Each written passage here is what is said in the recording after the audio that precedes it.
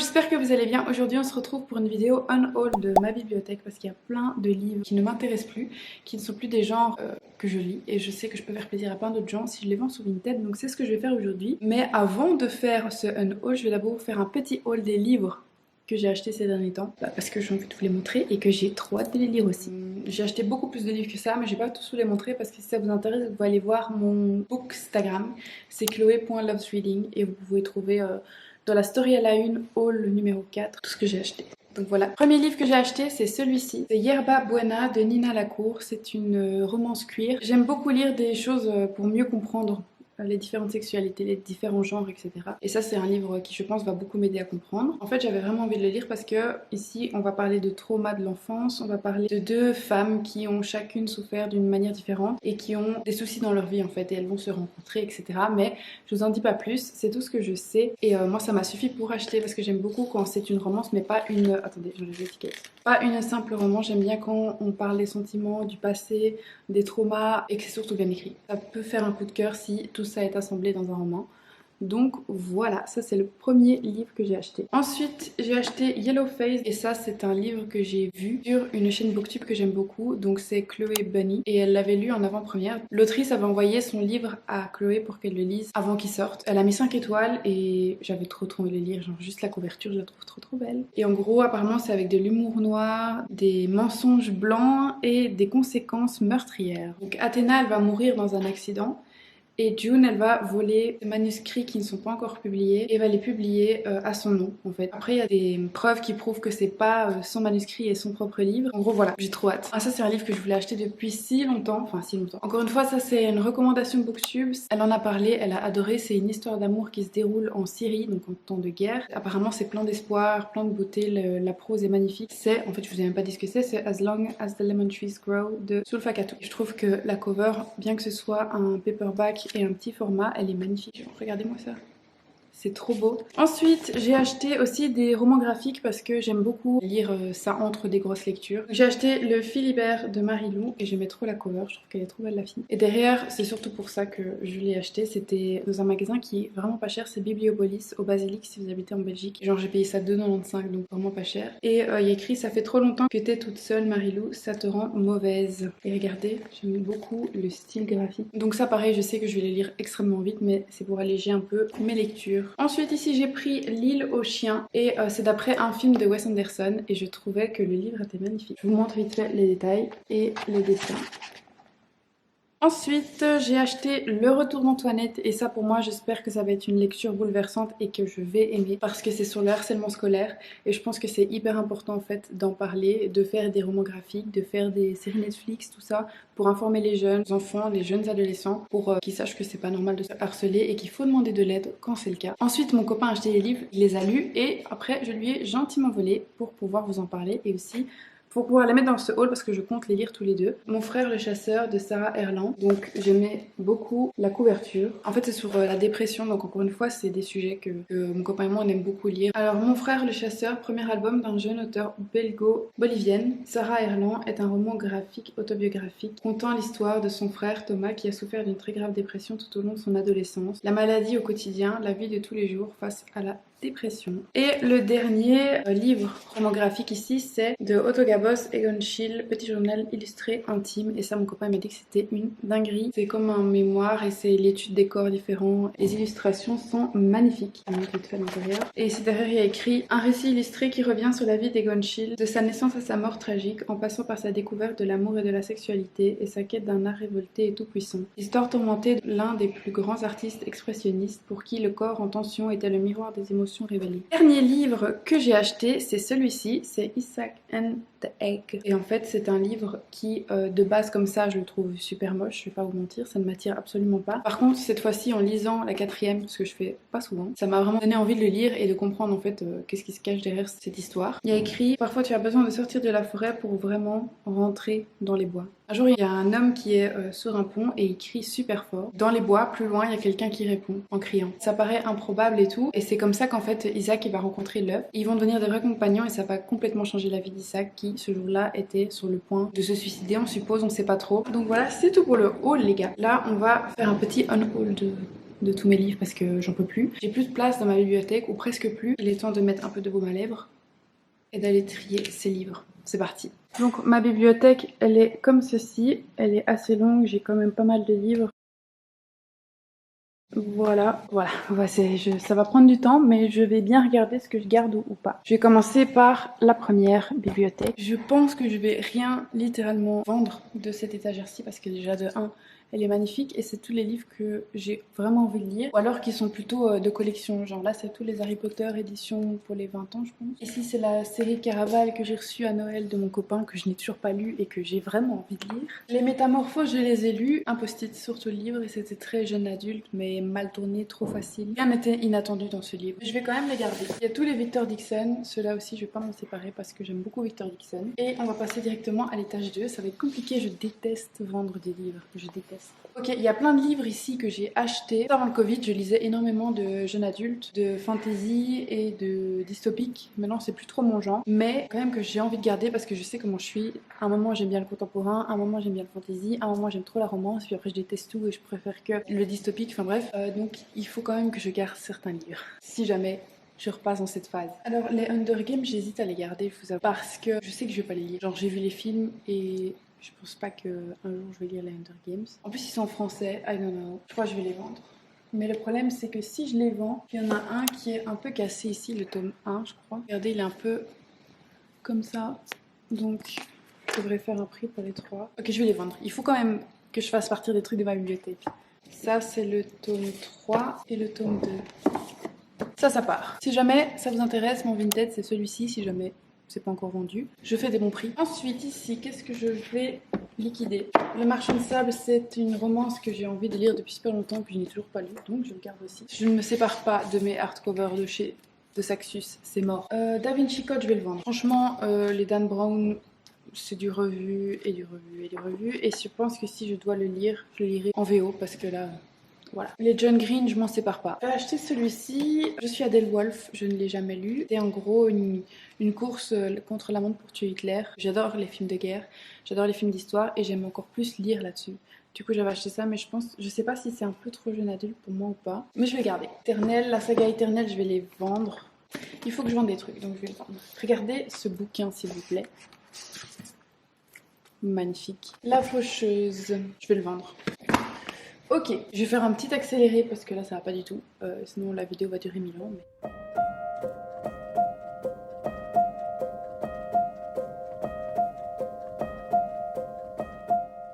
Une étagère de fête et déjà ça qui part. Regardez ma petite Coraline, elle est trop mignonne. Éternelle, je vends.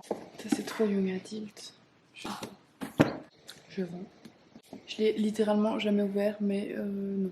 J'aime pas. Là, je vais le garder parce que c'est Cara Delevingne qui l'a écrit et j'aime beaucoup cette fille, donc un jour, j'espère le lire. J'ai adoré Franklin Love, j'ai adoré Briar University, tome 1.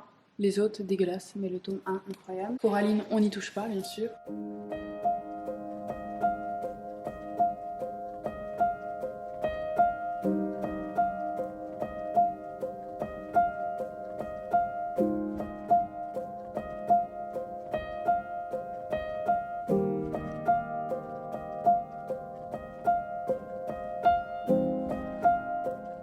Deuxième bibliothèque, et il y a tout ça qui part. Ok, alors ici c'est simple, il n'y a rien qui part à cette étagère-ci parce que c'est mon étagère de favoris. Si vous êtes intéressés, mes favoris c'est la saga d'Emily de Estelle Mascam.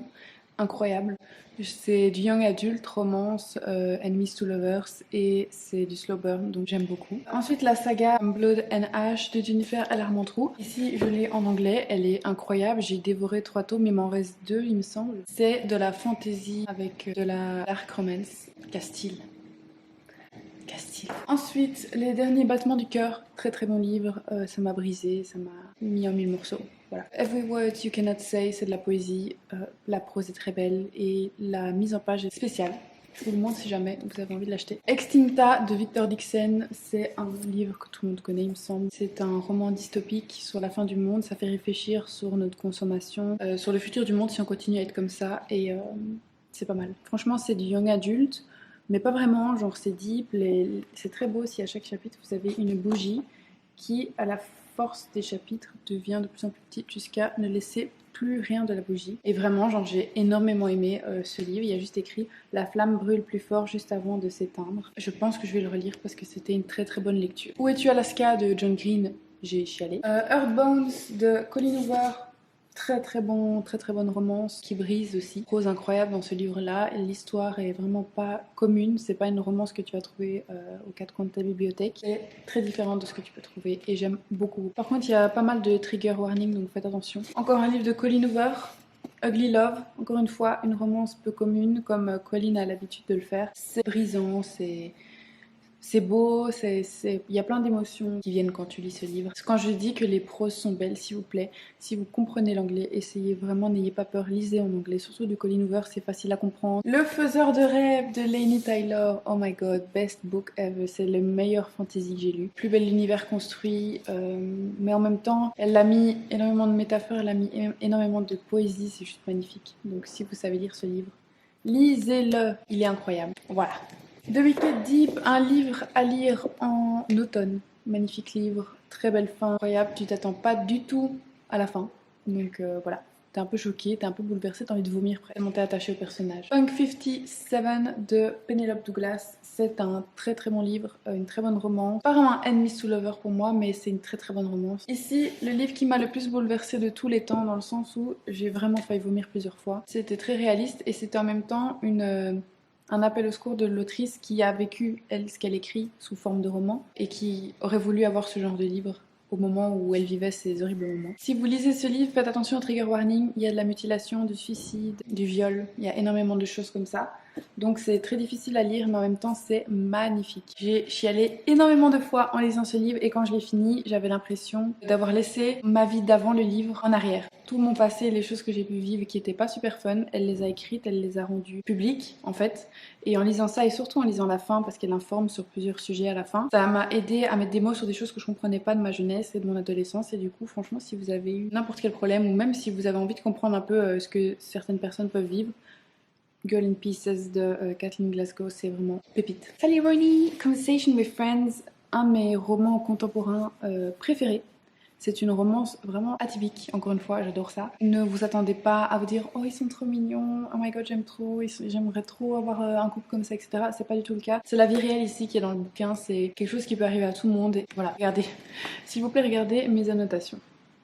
Est-ce que je viens de dire plus? Et les deux derniers, il y en a un petit et un grand. Là où chantent les écrevisses de Delia Owens, Sony Pictures m'a envoyé le livre et après m'a invité à l'avant-première du film avec mon copain et vraiment genre que ce soit le livre ou le film, incroyable. Le monde s'ouvre, c'est quelque chose qui paraît commun au début, puis après le monde se construit, il y a des personnages qui arrivent, tu comprends la vie intérieure de la personnage principal et surtout la fin encore une fois, tu t'y attends pas du tout et surtout dans le film, t'es choqué. C'est de la, comment dire, c'est pas un policier mais il y a un peu une enquête, en même temps c'est un contemporain, en même temps c'est la vie intérieure comme je l'ai dit du personnage, enfin je sais pas vraiment quel genre c'est mais en tout cas c'est très très bonne lecture. Et le dernier c'est une de mes dernières lectures, c'est Tomorrow and Tomorrow and Tomorrow de Gabrielle Zevin.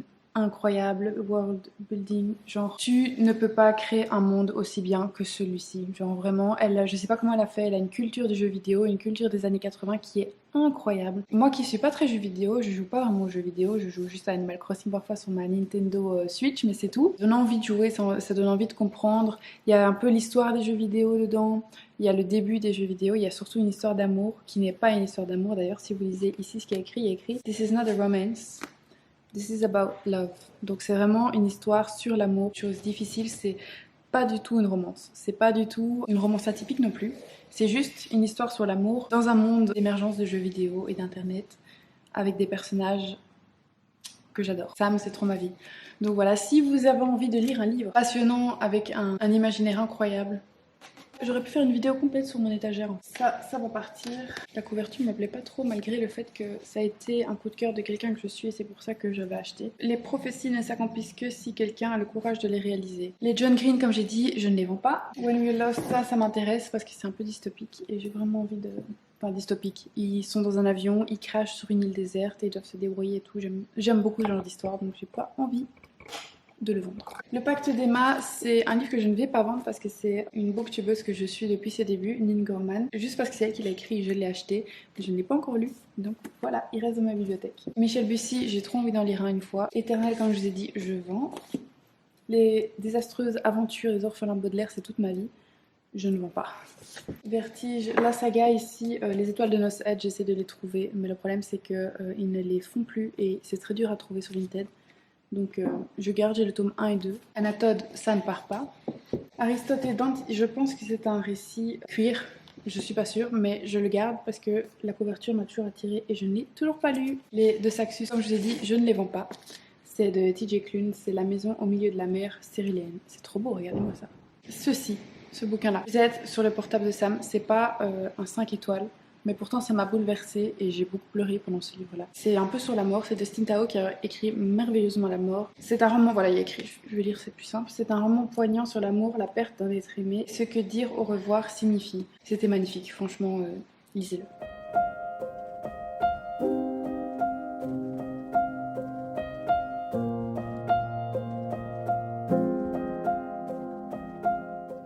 Ce livre, il est hyper hard à lire, vraiment, genre super compliqué. C'est Lumière noire de Lisa Gardner. J'ai vraiment eu du mal quand je l'ai lu parce que c'est très hardcore. 472 jours, c'est le temps qu'a passé Flora aux mains de son bourreau. 472 jours plongés dans une abîme de ténèbres à n'espérer qu'une chose, survivre.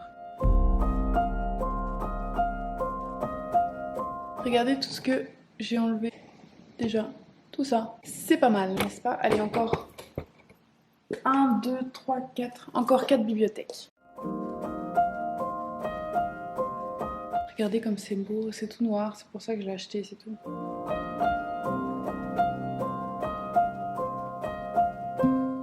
Il est trop beau pour que je le vende.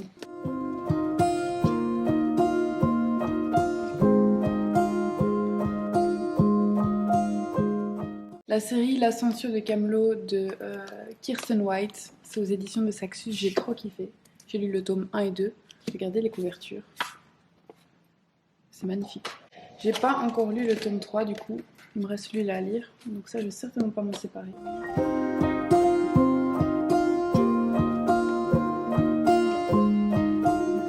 Ça je vais pas le vendre simplement parce que les critiques disent que c'est comme, je dis bien comme, l'univers d'Harry Potter, c'est aussi bien construit qu'Harry Potter, etc. J'y crois pas trop, mais je lis quand même le tome 1 et 2 pour voir un peu si c'est vrai et si un jour j'ai la patience de le lire. Plutôt l'envie, pas la patience.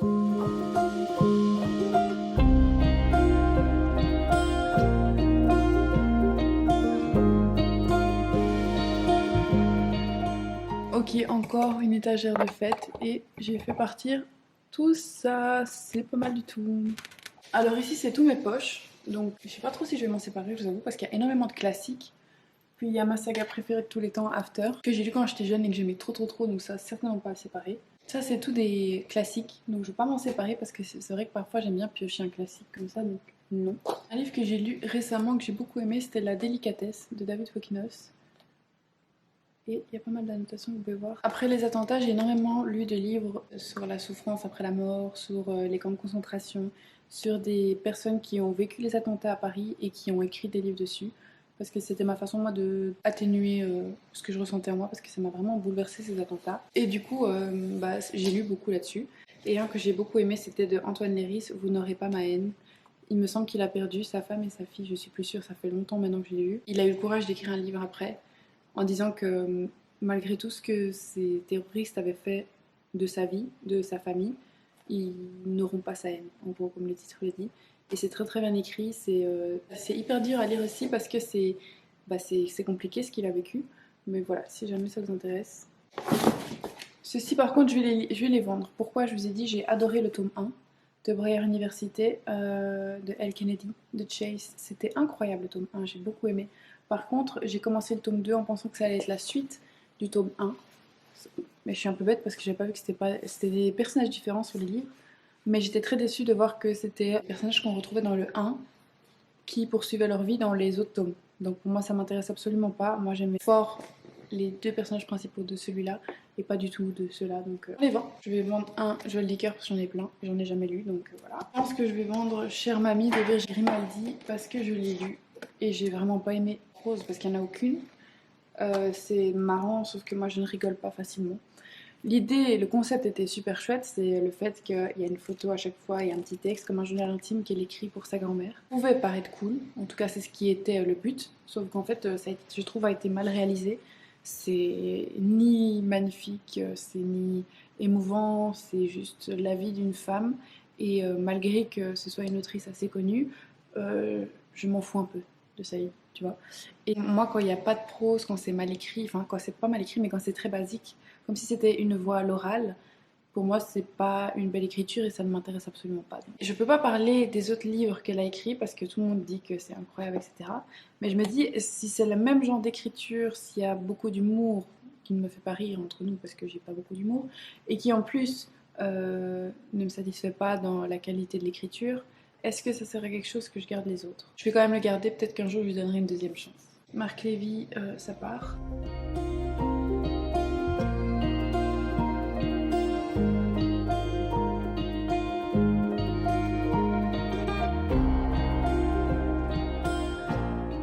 Ok, regardez, c'est pas mal. Tout ça. Et ici, je ne pense pas non plus vendre beaucoup, les gars. Pourquoi? Parce que je pense pas m'en séparer. Ici, c'est tous mes romans graphiques, manga aussi. Et ici, c'est toute la poésie, sachant que j'aime beaucoup ça. Voilà, je pense pas m'en séparer honnêtement. Et ici en dessous, c'est des livres que je savais pas au casier. J'hésite à vendre Game of Thrones le tome 1 parce que je pense que je vais jamais aimer ça malheureusement. Est-ce que je tente? Peut-être que le livre me plaira plus, le monde sera peut-être mieux construit et plus rapide. Parce que je ne pense pas que la série, mais non, je vais le garder. On ne sait jamais qu'un jour j'ai envie de le lire.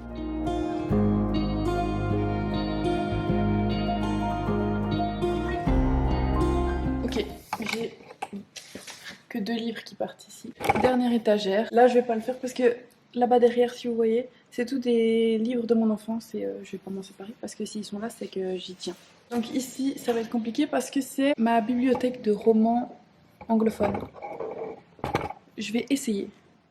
Mais je ne pense pas parce que tous ces livres ont moins d'1 an. Je me vois mal me séparer des livres que je viens d'acheter. Ça, c'est ce que je lis pour l'instant. Cléopatra and Frankenstein de Coco Mellors, c'est une dinguerie. J'adore, j'adore. Je crois que ça va être un 5 étoiles.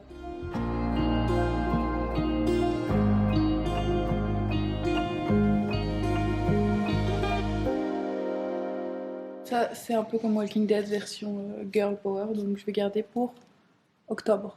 Ouais, non, en fait, malheureusement, il n'y a rien qui part ici. Regardez tout ce qui est déjà parti, parce que restons sur le positif. Tout ça, les gars. Voilà, tout ça. Si ça vous intéresse, checkez mon Vinted. Bon les gars, c'est la fin de cette vidéo. J'espère que vous avez kiffé. Et n'oubliez pas d'aller checker mon Vinted si vous voulez choper les livres que j'ai vendus.